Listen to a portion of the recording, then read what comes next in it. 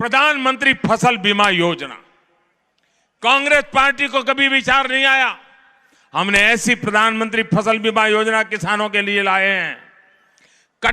बुआई के पहले, खेत में बुआई के पहले भी प्राकृतिक आपदा आ जाए तो किसान को फायदा, बुआई के बाद मुसीबत आ जाए तो भी किसान को उसका पैसा मिलेगा, कटाई के बाद भी अगर कोई नुकसान हो जाए तो भी किसान को फायदा मिलेगा।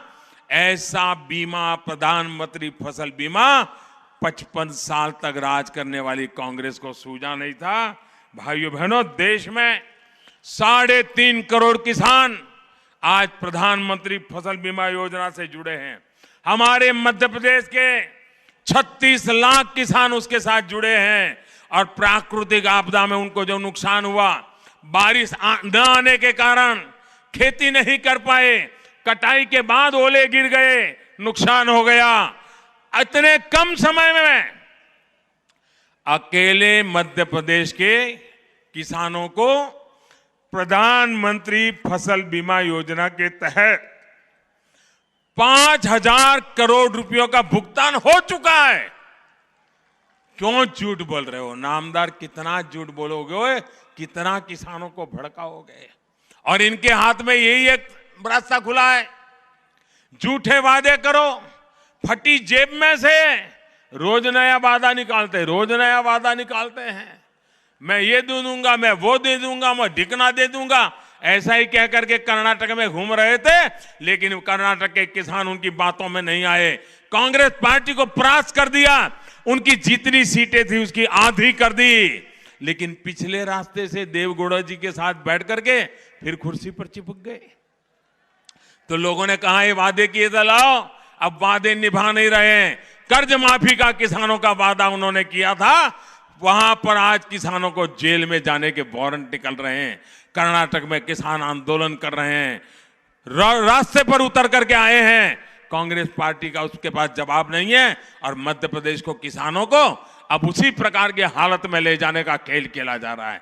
भाइयों बहनों, 2008 में, 2009 के चुनाव के पहले ऐसा ही खेल उन्होंने खेला था। किसानों का कर्ज माफ करने का देश भर में घोषणा की थी, क्योंकि चुनाव जीत जाए, भोले भाले किसान के आंख में धूल झोंक दी जाए। और क्या किया, कितना झूठ बोलते हैं।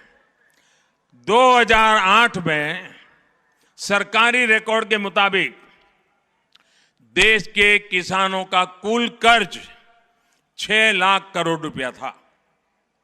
उन्होंने कर्ज माफी की, 6 लाख करोड़ माफ होना चाहिए कि नहीं होना चाहिए था? आप मुझे बताइए, होना चाहिए कि नहीं होना चाहिए था? उन्होंने उस पर वोट मांगे थे, देना चाहिए था कि नहीं देना चाहिए था? कितना माफ किया? 6 लाख नहीं किया, सिर्फ 60,000 करोड़ किया। कहां 6 लाख, कहां 60,000 करोड़।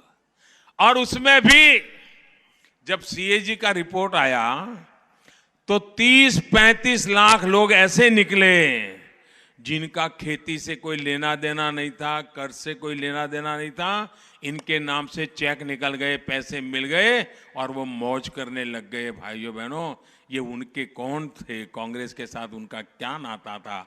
लेकिन उस समय सीएजी का रिपोर्ट की लोगों ने चर्चा नहीं की, क्योंकि 2G का मसला चल रहा था, CWG का मसला चल रहा था, कोयले घोटाले का मसला चल रहा था, पनडुब्बी के घोटाले का मसला चल रहा था, हेलीकॉप्टर के घोटाले का मसला चल रहा था।